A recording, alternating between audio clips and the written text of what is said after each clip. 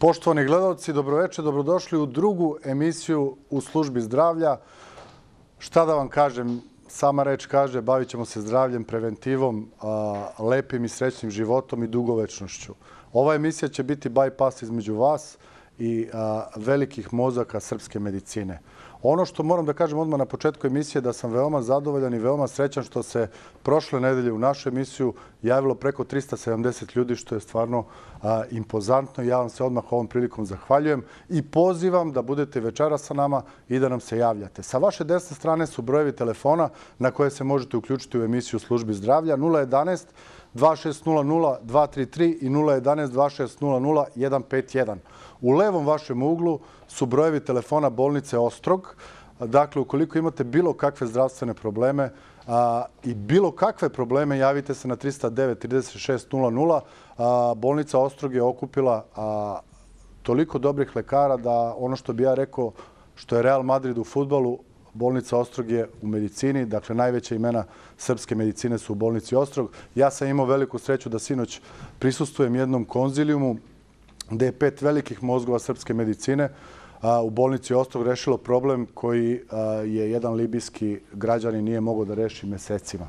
Dakle, javite se na 309 3600, zakažite pregled i budite deo bolnice Ostrog. Večeras imam veliku čast da pozovem i da ugostim doktorku Slavicu Katkić, neuropsihijatra, subspecijalizacija neurolog i ortopedski neurolog. Doktorka, dobroveče, dobro mi došli. Dobroveče. Kako se osjećate ovdje kod nas u studiju? Prijatno. Ja moram odmah da vam kažem na početku da kada sam vas najavljivao neuropsihijatar, subspecijalizacija neurolog, ortopedski neurolog, to mi je neka jedinstvena kombinacija. Otkud to? Pa možda kratko vreme da sve to ispričamo na tom jednom mom lepom i dugom profesionalnom putu kao svršenog specijaliste neuropsihijatrije. Imala sam sreću da imam izvanredne učitelje iz domena psihijatrije, pa potom izvanredne učitelje iz domena neurologije, onako poznata imena na našim prostorima, na terenu Srbije i ex-Jugoslavije. I onda, posle mnogo godina rada u neurologiji, kao klinički neurolog, nastavila sam posao u ortopedskoj neurologiji, opet zahvaljujući pomoći i edukaciji vrhunskih imena iz ortopedske hirurgije. Pošto je do vas kao lekara jako teško doći, ja sam se stvarno namučio da vas dovedem i jako mi je drago što ste večeras ovdje s nama. I ja bih želeo odmah na početku da kažemo šta će biti naša tema večerašnjeg razgovora da bi gledalci mogli da krenu da se uključuju. Pa ja bih za večeras izabrala jednu večnu temu za nas koji smo u medicinskoj praksi i naravno za sve ljude ovoga sveta. Znači, ne postoji čovek koji u svom životu nije imao neku epizodu bola. Znači, bol kao jedna izvanredna tema za razmišljanje i za diskusiju. Premalo vremena u našoj emisiji danas. Možda ćemo nastaviti neki sljedeći put. Ja bih bio prezadovoljan da se vi odazovete i sljedeći put. Dakle, dragi naši gledalci, kao što je doktorka rekla, tema večerašnje emisije je bol. Naši telefoni su 01 2600 233 i 011 2600 151. Naravno, imate i telefone bolnice Ostrog 309 3600. Možete se javljati. Dakle, tema bol. Kako da se naši pacijenti, doktorka, odnose, odnosno gledalci ponašaju kad ih nešto zaboli? Pa nema gledaoca, odnosno čoveka koji je u našem okruženju i šire, koji nije nekad doživeo bol. Znači, bol je zapravo kratko definisano nekim narodnim jezikom jedan signal iz našeg organizma, jedna crvena lampica koja nas upozorava da se nešto neprijatno našem organizmu sprema ili dešava.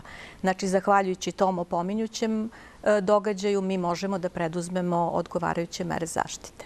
Dobro, ali ukoliko dođe do bola, kolika je granica, dokle trpe, kad se javljaju lekaru i kome se uopšte javljaju? Pa individualno je kako se trpi bol. Svako od nas ima određenu toleranciju na bol. Znači, intenzivan bol ne znači i opasnu bolest i obrnuto, opasna bolest ne podrazumeva prejak bol. Znači, preporuka je da pacijenti tolerišu neke manje bolove ili bolove koji su im poznati, ili bolove koji su u okviru nekih njihovih hroničnih oboljenja.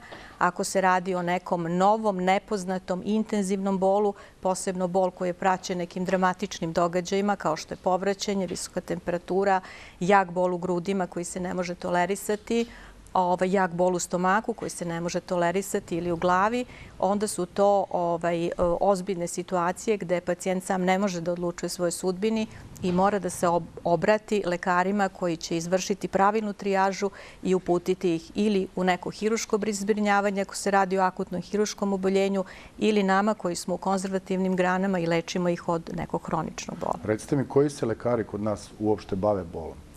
Pa bol je tema za sve lekare. Znači, ne postoji lekar koji ne zna osnovne elemente patofiziologije bola, znači njegovog nastanka, njegove propagacije i njegove, naravno, terapije.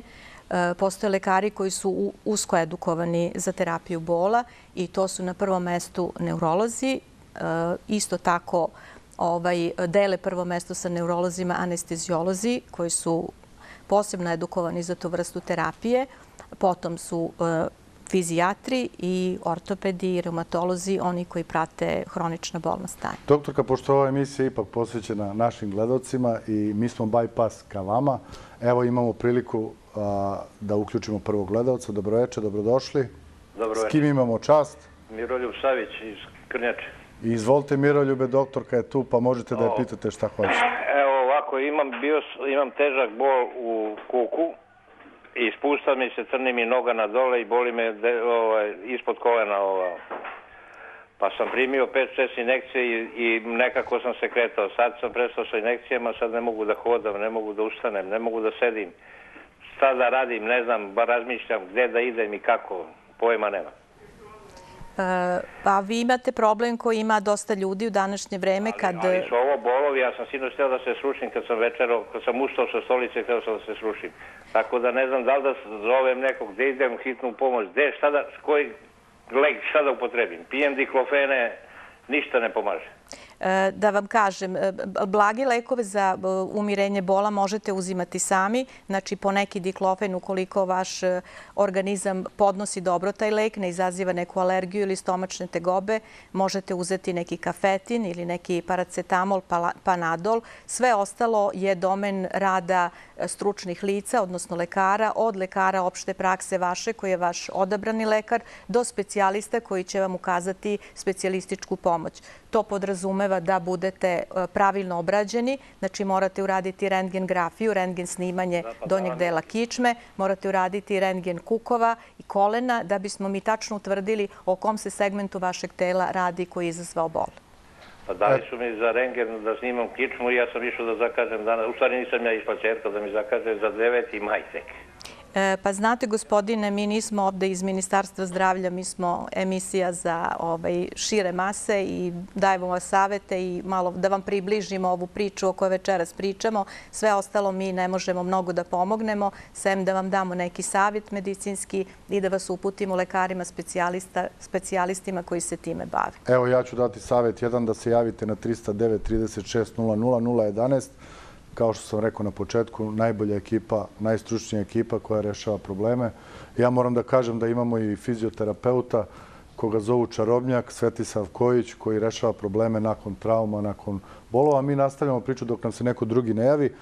Ja sam upravo htio i da vas pitam da li smeju koristiti lekove, već ste to odgovorili. Mene interesuje da li postoji mera, intenzitet boli, da li se bol može uopšte izmeriti. Pa ovo je pitanje interesantno. Verovatno naši gledaoci bi voleli da čuju odgovor na ovo pitanje.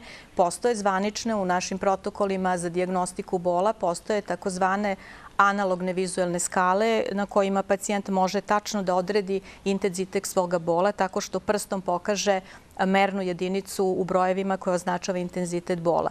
Međutim, postoji i jedna druga mogućnost, a to je da mi objektiviziramo njegov bol nekakvim našim tehnikama lekarskim. Ono što je bitno da ja slušalcima kažem, a to je da direktna proporcija između bola, njegovog povoda i oboljenja nije merljiva i da neki pacijenti intenzivan bol dobro tolerišu i drugi pacijenti koje minimalni bol i minimalnu provokaciju ne mogu da istolerišu. A od čega to zavisi? Zavisi od njihovog psihološkog profila, od njihove psihičke građe, od stepena životne neke istrošenosti i traumatizovanosti. Znači, mnogo faktora utiče na toleranciju bola. Pre svega struktura ličnosti, znači onako kako je psihološki profilisan i rođen. Ja se trudim, doktor, kada vas pitam kao običan gledalac, ono što me interesuje, priča se u narodu, da li je istina da je porođaj najveći bol koji je izmeren ikada, odnosno da ne postoji veći bol od porođaja? Pa, znate kako, ja ću vam sad iz pozicije žene koja je prošla porođajni bol, znači ostvarila materinstvo, reći da intenzitet bola jeste veliki, međutim, realizacija onoga što vi imate posle tog intenzivnog bola je mnogo snažniji pozitivan događaj, tako da ja ga ne bi svrstala u najjači, pre bi svrstala neke kolike, svrstala bi neke kardiološke bolove, neke organske bolove i glavobolje i kancerski bol. Naravno, po meni i po mojoj nekoj ličnom ubeđenju, mislim da je najintenzivniji i najteži bol za pacijenta kancerski bol. Kad se javlja lekaru? Da li odmah kad zaboli? Da li je to signal javiti se lekaru i kome se javiti? Pričali smo malo pre da vi pretpostavljate da, odnosno ne pretpostavljate, nego kažete da se treba javiti neurologu. Kome se u stvari prvo javiti?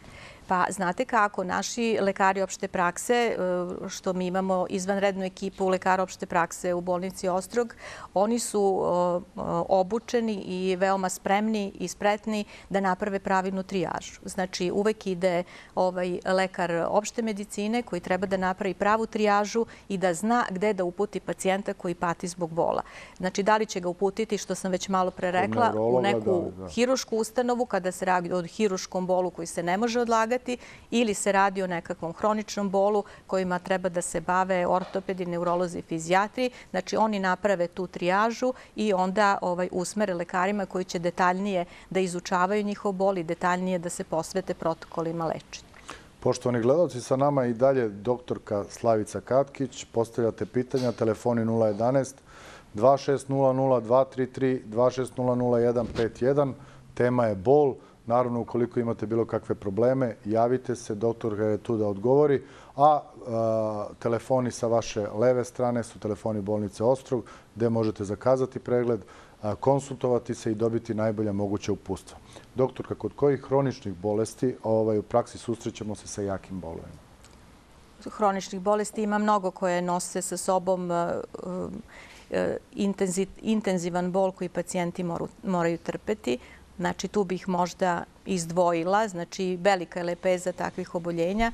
Ja bih možda izdvojila one koji su meni najbliži i najčešći u mojoj nekoj svakodnevnoj praksi, a to su koštano-zglobna oboljenja, znači oboljenja kičmenog stuba zbog degenerativnog procesa, oboljenje velikih zglobova također zbog degenerativnog procesa, onda reumatski bolovi koji su permanentni, hronični, stalni, koji remete kvalitet života pacijenata i koji zaista potrebuju da se tretiraju i leče ne samo kao bolna stanja, već da se i psihijatrijski, psihoterapeutski napravi dobar pristup pacijentima.